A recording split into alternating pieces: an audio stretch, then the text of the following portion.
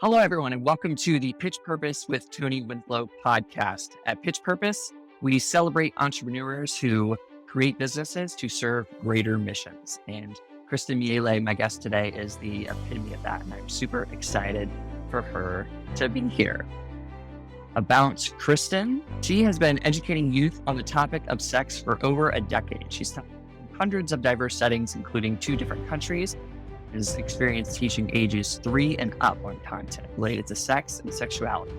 Kristen has a bachelor's and master's of science in community health from the University of Illinois, and she's also a certified health education specialist. The vision for Sex Ed Reclaim came to Kristen in November 2021 and became an LLC in 2022. Kristen has 1 daughter, Emma, and has been married to Anthony since 2012. She's the owner and founder of Sex Ed Reclaim. Welcome to the show, Kristen. Thank you for having me, Tony. My pleasure. And I'm going to do my best in this topic not to get too blushed. But it's a very important topic and something that, as I've thought about my kids becoming school age and are we going to send them to public school, to private school, homeschool? The topic of sex education is super important. We lived in a very confused world and generation. And so I'm just so thankful for people like you who are creating curriculums and options for parents like myself and for schools and churches to have biblical sex education, across the ages for kids. So tell me about Sex Ed Reclaim, what it is and how you came about it.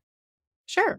Yeah. Sex Ed Reclaimed really exists to empower and encourage families to have consistent, honest conversations while they're accessing God-honoring sexual health education. I want to help break this silence around sex and sexuality, that blushing that you talked about earlier. I know it's a joke, of course, but so many people are uncomfortable with this topic because they've never seen it modeled well in terms of how to talk about it. I Yeah. just was talking to a young dad today. He's a Christian. He works for this big company, and he was kind of at that same quandary that you have. Like, do I send my kids to this? Do I send them to that? Where should they attend school? And he said, but I just want to keep them in the sandbox. Like, we don't really need to have these conversations yet because I just want to keep them in the sandbox. And that Yeah. statement implying that he wants to keep them innocent. And thus, by talking to them about sex, they will no longer be innocent. And that is false.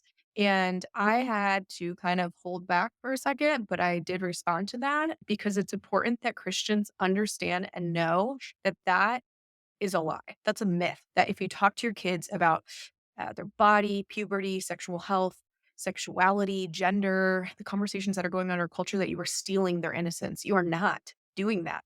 Yes, we want our kids to almost be ignorant of the problems in the world around them. That's part of childhood, really, or at least a healthy, happy childhood is where you don't really know all the pain of the world yet, and you're not witnessing it yet, hopefully. But that doesn't apply to talking to kids about topics that are important. And sex is one of those topics. Just as in this day and age, you might kind of talk about what is going on in the world around us. You might discuss, like, hey, there's problems in other countries where they're warring over land and we need to pray for them. You can have that kind of general response, but still be honest because that is true about sex as well, no matter how old your kid is. Now, the older they get, the more honest the conversations become and that they become more detailed. But when they're Sure. young, you can still have authentic conversations with children. You're not taking them out of the sandbox. You are helping them to have a healthy life, reflecting on the purpose of their body and how God made it. And that's beautiful. Yeah, that's great. It makes me think of I have a 5-year-old and he likes talking about his body parts. For sure. But it is like one of those things where he asks questions. And I'm kind of like, Yeah. I just have this sort of like gut reaction of this discomfort. So I love, the fact that you're kind of challenging that. I like that you mentioned your discomfort because it's true. And it has a lot more to say about you than it does about your 5-year-old or your whatever Yeah. child age. And I'm not saying that as condemnation or judgment. No, It I get just it. is factual. It has a lot more to say about you, how you grew up, what your sex ed was or wasn't. And I'm speaking to your listeners too. I'm not obviously just speaking to you.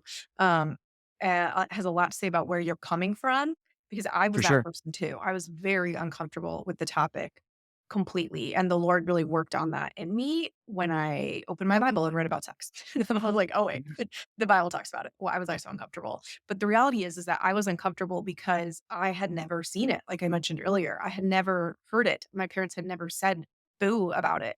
And Um, so I didn't know a thing from them at least, and they're amazing, great, wonderful Christian parents, they still are, but that was not a yeah. topic they thought they needed to talk about with me, nor really did my church or anywhere else, and so that discomfort you have when your kid is asking about his penis, or when you even still, as an adult, when you hear the word penis, says a lot about you and where your sex Yeah. ed was or wasn't. It doesn't say anything about your child, and it also doesn't say anything about God. God made the penis. Like, believe it or not, God made the penis, He made the vagina, He made our bodies.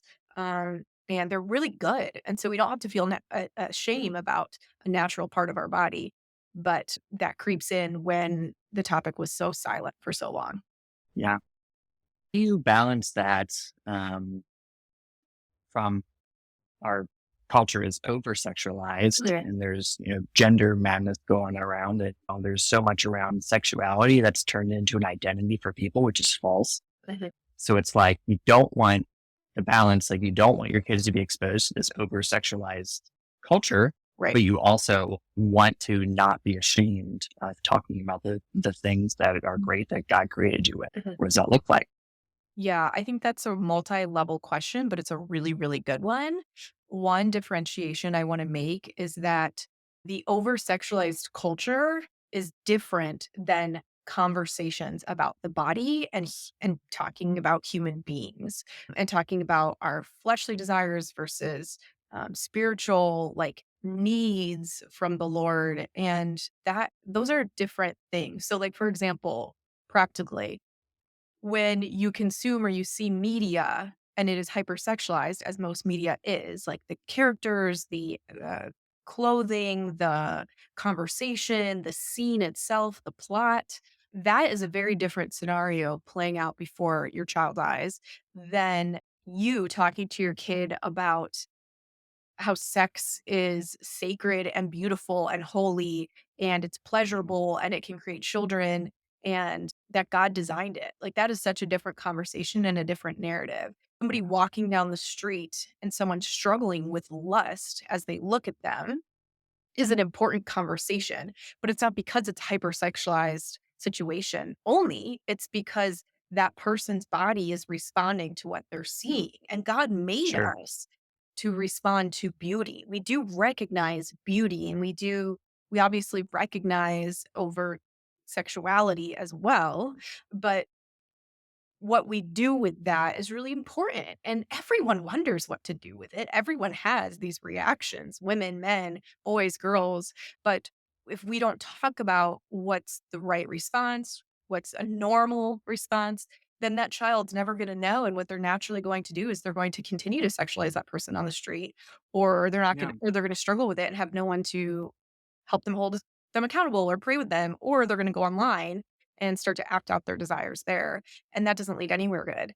It could lead to years of addiction and shame and relational problems. And so, yes, we recognize there's a hypersexualized culture that we don't really want to be a part of, right? But we also live in this world and we're called to be the light in this world. And that doesn't mean just hiding ourselves from all the ugliness and the craziness and whatever, because that permeates us too. We are not better than culture. Like Christianity is holier and greater than what culture is presenting. But and of course Christ is, but we are not. Like we are still sinful creatures. And so Yeah. we need to tap into that and allow our children to know like, hey, this is a natural response or natural desire, but like here's how I handle it as your father, or here's how I handle it as your mother, or here's what I did when I was a kid that was good or bad. And of course you Yeah. have to gauge those conversations, but it doesn't mean depending on the child and the age, but it doesn't mean that you don't have them at all just because it's Sure. sexist, if that makes sense.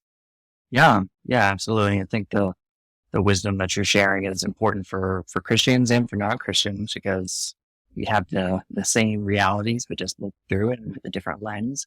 But with the challenges that are out there, it's something that a lot of people, those people, at least my perspective, are recognizing as a problem. Absolutely. So, how did you come up with this with this idea? I know you've been teaching sex education for a long time, and you're in the mission field, and then what?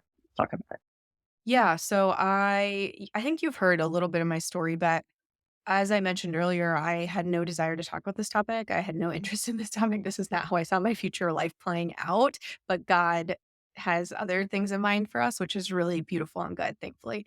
Um, his plan is greater than ours. So I went to college and studied public health. I went to grad school and studied public health. I really needed a job in grad school to help pay for grad school. I was praying about it, and God gave me this job of a teaching assistantship, and I thought I was going to be an assistant to a teacher, such as the title, but I wasn't. I was really the Yeah. only teacher for the class, and the class was human sexuality. And so when I was assigned human sexuality to teach undergrads as a new graduate myself, barely older than them at all, I was terrified because I didn't think that was right. I thought that that didn't make sense, that God couldn't want me to talk about that.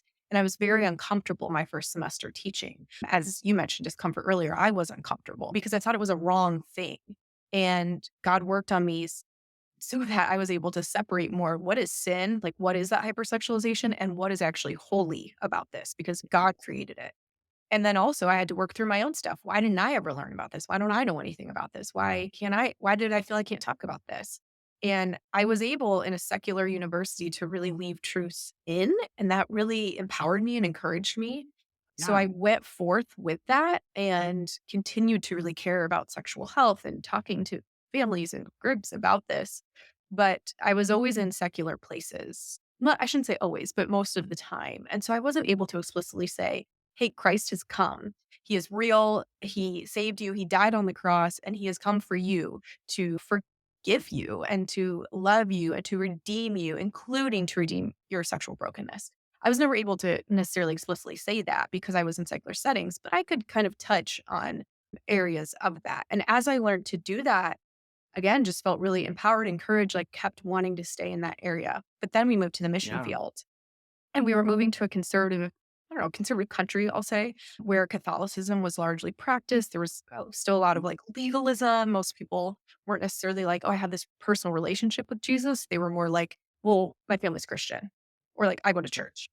And never dreamed I would be talking about sexual health down there. So I worked at a public health department there where we were. And I also worked at a school and I started teaching health. And through that, most people were like, wait, what did you used to do? And I would tell them, and we want that. Like, we don't know anything about that. We don't know how to talk to our kids about that. We don't know, like, is that okay? Are we allowed to talk about that? Does God even, Yeah. all these questions. It was the same questions I had had. And it's the same questions people up here have in the States. And so I began to teach there. And then we returned and to the States, and I was, like, grieving all this job loss because we returned very Yeah. unexpectedly. There was a lot of stuff going on at the mission field we were at, and it's since more or less fallen apart. I mean, it's still kinda there, but completely different now, and anyway, so we returned, and I was grieving all of that, and I was crying out literally to God, "What and why? Like, what am I supposed to do now and why?" I had these great jobs there, and it was just this beautiful moment. I can remember exactly where I was of just like almost like God was there, and he was saying like, "Hey, you can still do sex ed. And in fact, I want you to do that, but I want you to film it all and I want you to put it online so that families can access it here in the States." And since I had returned to the States, a pandemic had happened. All of these school shootings were going on rather constantly. Like it was just incessant. And I recognized more and more people were homeschooling, more and more people were choosing private schooling, Christian schooling, the gender conversation was getting louder and louder. And it just made so much sense. Of course, I can record everything I've taught and put it online. And so that's what I began to do. And that prayer was in November of 2021. And we returned to the States that summer of 2021. And so 2022 was really all about building Sex Ed Reclaimed and filming. And a videographer said he would help, and an editor said he would edit, and a website designer wanted to help. And it was like, wow, like God is just putting all these people in place. The name came to me like almost immediately.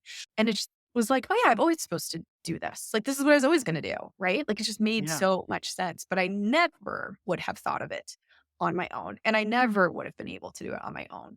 And so I thought I would film 3 videos and put them online for people to use just like for free whenever on YouTube. Sure.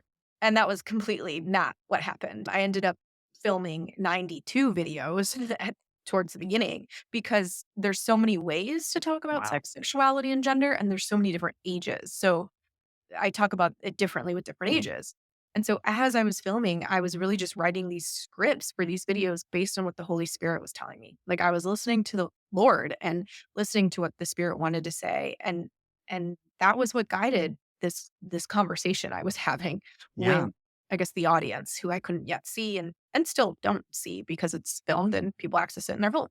But then as people entered the project, I was like, well, I have to make this a for profit because I need to pay these people for what they're doing and I need to keep up this website and I need to make the product better and I need to keep working on it. And so we began to add workbooks and curriculum guides and parent videos and like all of this addition to really bolster it and make it like a full curriculum. My next step was to reach out to all these homeschooling groups and I realized that there was so much need and it was great. And so I just felt little encouragements all along the way as Sex Ed Reclaim was beginning. And it actually just launched in January. So it's a fairly young company. It's not even a year old yet. We're still a baby. Congratulations. Yeah. So I love it. I'm excited about it. But I think it's hard to get people fully to realize that this conversation is needed like right now. Like maybe they know that, but they think not in their own home quite yet. And like you need to start now. It's good to start now. It's not wrong. It's not too late. It's not too early. Just start. And so I want to help people do that because I don't think people know what to say. And I can provide those conversations. I've been doing this, like you said, for over a decade. And I've taught in, I feel like near thousands of classrooms and, so many hours researching. And this is what my certification is in. Like I am trained to do this. And I want other people to be able to tap into that in the Yeah. comfort of their own home. Yeah. So, did you ever feel like giving up? Yeah. I feel like giving up all the time. Yeah. Yeah. And Which, sometimes how do you go yeah, ahead? sorry. So sometimes I feel like it's like, see, like I really feel like it's this dark thing of like, just quit, don't do it. Other times it's probably just me, being tired or something. But I, yes, I do. Think the hardest thing for me is knowing what next step to take.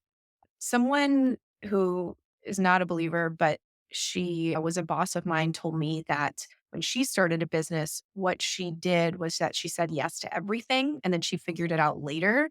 And I think that's like a good, like general piece of advice and like bold and sweet. And she's really, really precious. And so I appreciate that. But since I am a believer and I trust God, I need to listen to him, and I don't just have myself to, speak to and to, like yeah, to speak to, like maybe my friend. I have the Lord to speak to, and I know that maybe that's a difference. She doesn't, and I do. And so I'm trying to really be prayerful about every move I make, every thing I do with my business, the pricing, the payment of people, the advertising, the marketing, the curriculum, like what it is and how it functions and what's next for it and who to partner with and who not to partner with. And that's a lot of decisions because I'm all alone. Like I can't just Yeah. bounce it off my team and be like, hey, what do we think about this? Let's workshop this. Like it's just me. So the people who helped me build Sex Ed Reclaimed, who are wonderful, they all have full-time jobs. And so they do their own thing 98% of the time or whatever. My website designer is pretty involved.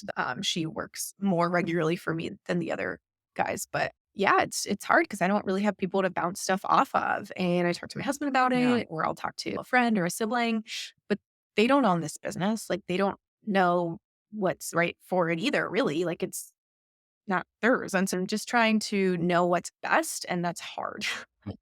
And then Yeah. add to it, there's just like a lot of spam in the world. There's just a lot of noise, and a lot of excess, and those things contact me, and I have to know like what's what. And that can be pretty Yeah. easy. We all know what spam, basically looks like. But some spam can be pretty convincing. And I don't want to mess up, which is hilarious because I've already messed up, I know, and I'm going to keep messing up. And I think business owners are supposed to look like they have it really together and really owning it, but I don't know that I do. Like I am a regular person with a certain set of skills and abilities I would like to share and help others. to partake in, I guess. But running a business is a whole different thing than teaching a sex ed class. So learning as I go. Yeah.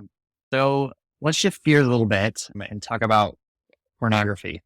And I know that's something that you talked about on podcasts and you have the ebook on your website about. It's a topic that, I know people who, it's just such it's a devastating part of their life. And there's just so many ramifications and consequences that can happen from pornography, and it's just pervasive. And I can see that it ties into what you're doing, and I can see it being a barrier and an obstacle to people to even like think about, oh, can I approach this topic like with my kids based on maybe this is in my past or maybe it's something I struggle with now? Like, um, what's your advice for people who still have pornography addiction or know others who have the addiction or Mhm. are just stuck in that lifestyle? Yeah. So my advice for adults or my advice for parents with kids who are addicted? Let's go with parents of kids who are struggling with it. Yeah. This is a really good question because I think it's really pertinent. I don't think anyone believes that their child will have a porn addiction or struggle with porn or that their spouse will. Nobody signs up for that. But nobody ever signs up to be addicted. Like they try something once and because of an interest or a brokenness or curiosity or pressure or manipulation. And then there they are, years, months, whatever later, really struggling. So I think for parents whose children are struggling, I would really encourage them to thank their child for if their child has told them to thank them for sharing, to tell them that they're safe with you, that you love them, because so many people like nobody feels good. No Christian child, I should say in particular, feels good about their struggle with porn. They're not like happy about it. Like people are coming with shame and fear. And so reassuring them that you love them, that they're forgiven by their Lord, that God loves them, that you're grateful that they're sharing, I think is the first thing. Because most of the time we want to like judge or we want to jump in with anger or we want to set up all the boundaries and all the filters to try to figure it out or yeah, we have our own discomfort, whatever. And the most important thing is that your child knows that they're loved and that they're forgiven and that redemption is still possible. They're not like beyond it. The next thing Yeah. I would encourage parents to really talk to their kids about is like, hey, what do you think drew you to what do you was and in this, it could be that they'll answer very practically, like, "Oh, somebody showed me it." You know? It could be that they'll say, "I was just bored and I was looking online." But whatever the response is, it will help you gauge what to do next. Like, do we need Sure. stronger protection in our house? Do we need less contact with this person right now? Do I need to call a parent and say, "Hey, I just want you to know this is something, I'm not mad Yeah. at you, but this is something your child is looking at and I don't want my child to see those kinds of things." And so I really encourage you to talk to your child. Is there your child was feeling really anxious or really lonely and they're not really sure how to deal with that? Because a lot of, in particular, young boys go to pornography because they don't know how to deal with their feelings. They don't know how to name them. They don't know what to do with them. They're not sure, basically, of healthy coping skills. And so, if you can dig in a little bit to not just the behavior, which is that they're watching porn or they're forming an addiction to porn, but the why of the behavior, that is key. Like that is so helpful, and I think it's possible. It's maybe not fully possible to understand, but the reason your child is looking at porn is more important than the porn itself, in that it will help you to understand their heart and really their sin struggle behind the pornography. Of course, there's room for education in that too. Of like, hey, I want you to know, like, this is a really addictive substance. It's like any other drug. It causes your brain to feel excited, to release dopamine. Dopamine makes you feel good. And you're going to become more and more invested in this because you're already spending your time doing this. But this is not real sex. This is not a real relationship. This is not how you should treat women or men. This is not what I want daddy to look at. This is what I would look at, whatever it is. I'm really encouraging them Yeah. that hey, this isn't good. Like, there's nothing good about it. In fact, it's full of lies.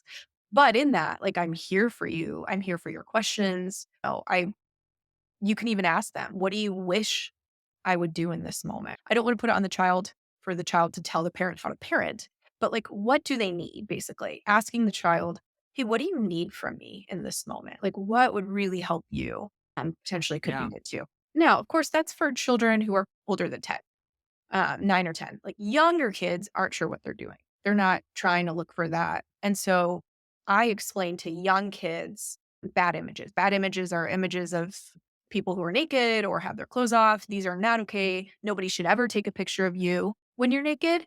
And we should never see a picture of somebody else naked because that's a very special part of your body. And so I tell little kids in my curriculum to stop, which is an acronym that I created. And it really just means to stop looking at that, to go tell an adult, which is the T, to open their eyes to beautiful things, like good things, essentially, that means, because porn is really ugly in its essence.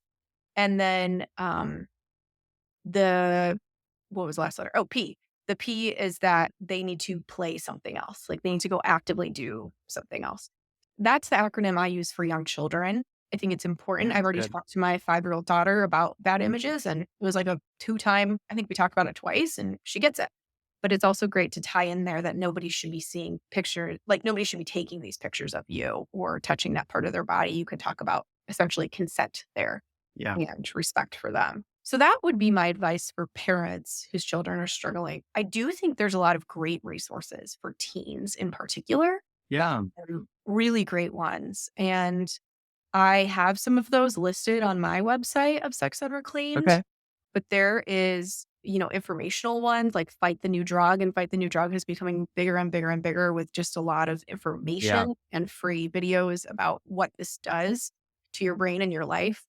And then there's more spiritual, more faith-based Christian groups that are centered around the kid being in an actual group where he can talk or she can talk about what they're going through.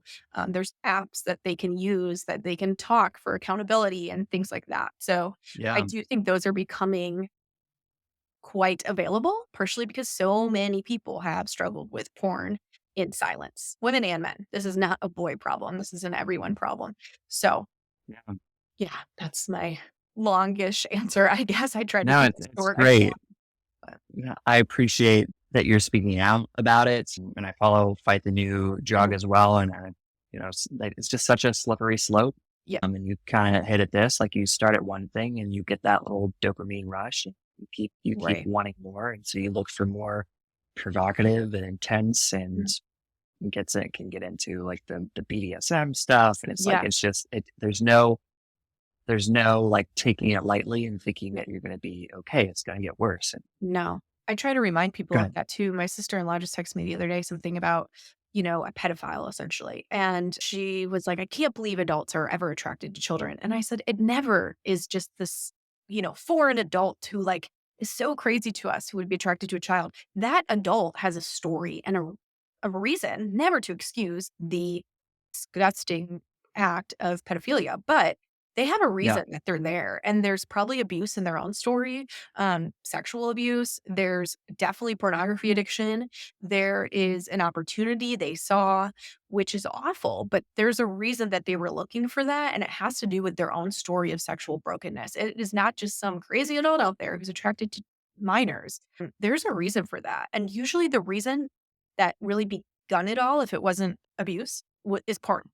And so Yeah. the fact that porn can lead to that, nobody wants their child to be convicted of some terrible offense on someone else.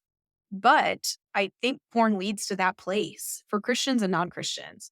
And so if we keep the seriousness of that in mind too, that it's not just out there, it could be a problem here, like even in my own life, because it leads, like you were suggesting, to more terrible, intense places. Like addiction always goes somewhere.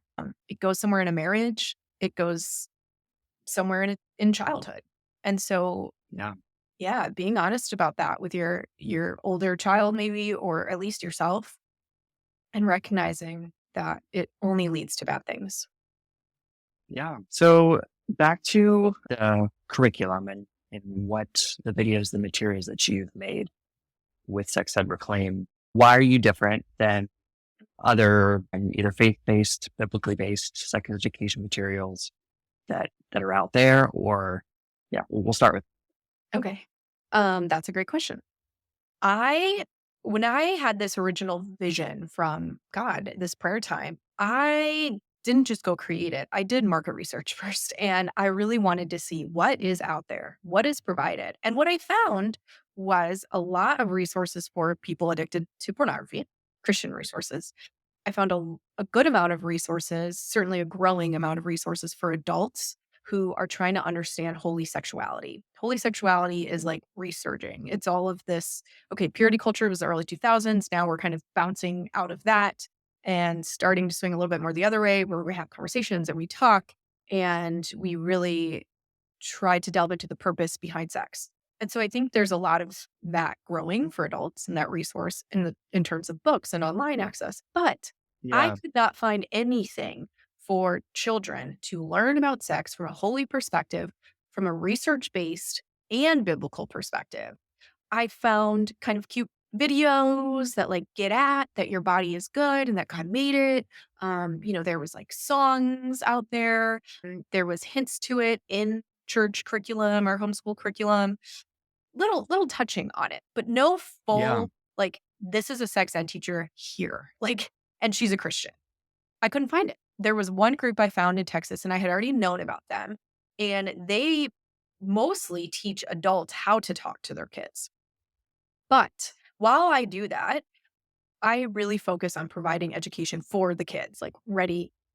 And so I couldn't find anything like what I've done. I still have not. There is nothing. I can Yeah. confidently tell you, and it's not pride. I am just sure. I can confidently tell you there's nothing like Sex Ed Reclaimed Yeah. anywhere. This is a full curriculum of video content, push and play that anyone can use, whether it's churches, schools. I mean, I have Christian schools using my curriculum within their health class because there's not a lot of prep you have to do really. It's here's the workbook, here's what we're going to be talking about. I have parent letters that go home, and the parent knows what's coming, and then they really play this video content in their classrooms and the kids engage with it from there because Yeah. it's an engaging curriculum. It's a lot of critical questions. It gets them thinking, is what the world doing good? Why not? It doesn't just tell them, hey, abortion's really bad. Well, you should never get an abortion. Abortion's murder. It's a sin. Don't do it.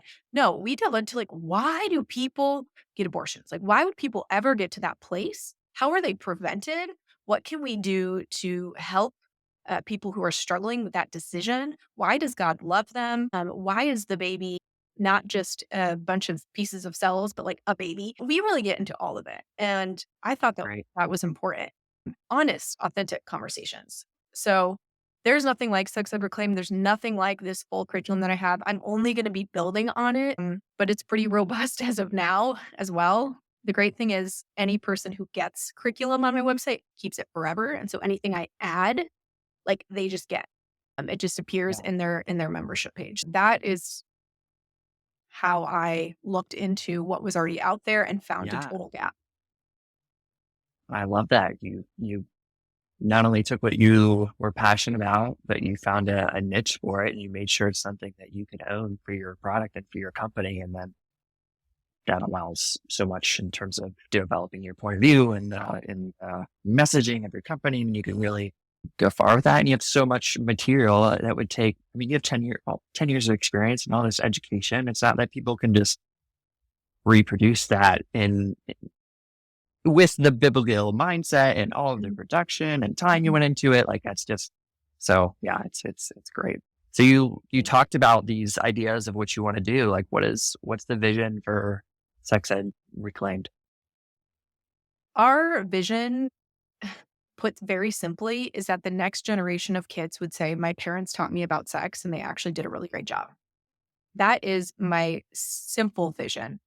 I am tired, but it's not going to stop, of hearing like my parents never talked to me about this. Like I know, I know. That's most of my generation, and it needs to stop. There's no reason that it should be kept in the dark. I get the reasons we tried to excuse why it should be kept in the dark, but I think that actually Satan really preferred that. That we were talking, No. but then culture was like all about it. And so then where did everyone learn from? Culture and not from the Lord. I think Satan loved that. And I'm over that. We don't need to still be that way. And so my vision is that the next generation says, like, yeah, my parents talked to me about this and they did a really great job. We're never going to be fully ahead of this issue, if you will, because there's always emerging sin, essentially. There's always emerging conversations in our culture that are changing so quickly. It's hard to keep up with. It's hard to keep on top of it. That's Yeah. really the reason I have so many videos. It's not because the talk is complicated, it's because there's just a lot that could potentially be to it. And there's so many Yeah. conversations going on, and we need to counteract that with the truth. So I want the next generation to feel comfortable with their family, feel comfortable with the church. I want the next generation to stop leaving the church because of issues around sex and sexuality. I want them to go to the church safely and know that they can say like, "Hey, I'm same-sex attracted," or like, "Hey, I've think I'm gay," or "I think I want to transition," or "This is what I've done." And I don't expect to change that whole atmosphere of every church setting and people feeling comfortable Sure. going to their church, but hey, why not dream? So I'm just hopeful that No, you should. Yeah. I can at least start with families and that will impact the church. Yeah. Absolutely. So tell me, like, I'm a parent. Mhm. What do I do? Where do I go? I have, talk about the ages that you covered, or for, anybody that's maybe wants, like, hey, my church or my school should use this. Like, where do they go from here? Yeah. They can directly go to sexedreclaimed.com.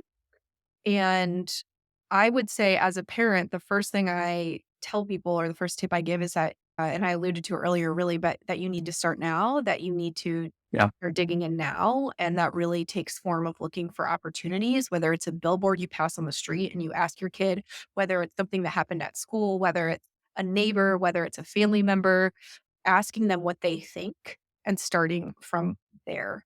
It's So really, making it organic. It's not like yes. you gotta go, hey kids, let's sit down and talk about sex. I mean, there's appropriate ages and times for that, but like Mhm. just taking what's happening. Kids see something on the street, kids see something at school. It's like not shying away from it, but just knowing you can address that topic, and you're the parent. You have the authority to go ahead. Absolutely. Yeah. I kind of want to debunk the whole birds and the bees thing. Like that needs to die. We don't need to use crazy metaphors to try to explain sex to our kids. We don't need to go super out of our way. Like there's so many opportunities everywhere, even just the news to talk to our child. Maybe it is something in media that you've both just seen or consumed and you're like, oh my gosh, or maybe it's, my kid saw this. Well, instead of just shutting it off and running away from it, ask them like, hey, what do you think Yeah. about what we just saw? Or can I explain to you actually why I shut that off? Interacting with the song you both hear and saying, "Do you know what this means?" Man, there are so many songs I sung in high school loudly and just, like, had no clue, and I hear them now and I'm like, "What was I saying? Like, gross, that's disgusting." But I just did not know because I was ignorant of all that.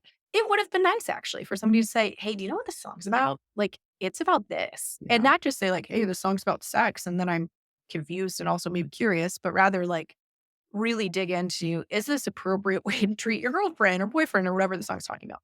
So that's what Yeah. I encourage parents to. But I recognize most people don't know how to have these conversations with regularity and with the right information and keeping it age appropriate. And so that is why I have provided curriculum, which anyone can access. It's Yeah. if it's something you think your school or co-op would benefit from, hey, I have a contact form. Just send me an email with their name or send them an email with my information in it and let them know like other co-ops are using this, other health curriculum is using this in various schools. I have people using it internationally. Like we Oh, that's could cool. benefit from them. And because it's a lifetime access, the school or co-op only pays one time and they have access to everything. So it's all available on my website, and I also have social media accounts and everything that fall under the name Which Sex Ed Reclaim. specific, I know you're pretty active on Instagram. Yes. Where else should people follow you? Yeah, I'm most active on Instagram, but I'm also on TikTok, and which I say with slight disdain because TikTok's just a crazy place. But I'm on TikTok and I'm on LinkedIn and Facebook as well. So I can be found there. I can certainly be found through my website. I guess I'm also on YouTube. I don't really utilize it too much, but Um, I'm pretty accessible as of now. So if you Yeah, want questions, they can reach out. I'm starting to do groups where small groups great. basically where parents can sign up and ask me the questions that they have. And I do a brief lecture. And then they get like a promo code for my curriculum. So, which speaking of your followers, I would love to offer a promo code as well. If that's all right with you. Yeah, I would love that. You're welcome to share. I can put it in the podcast description when I Yeah, put it out, whatever you just more. all have the code "Thank you for listening." Sure. So the code "Thank you for listening," you can put that in at the checkout, and you'll get 30% off of anything you find on the website. So Is that all lowercase or all uppercase or it's automatically uppercase. So yeah, you can nice? Okay, enter it however you want. sweet. All right. Well, awesome. Well, you heard that, folks. 30% off at Sex Ed Reclaimed with promo code. Thank you for listening. Kristen Miele she is the founder and chief executive for Sex Ed Reclaimed. And I thank you so much for being here today. And it's a super valuable conversation and one that I'm sure that the listeners will get a lot of value from. So thank you so much. Thank you so much. I really appreciate it, Tom.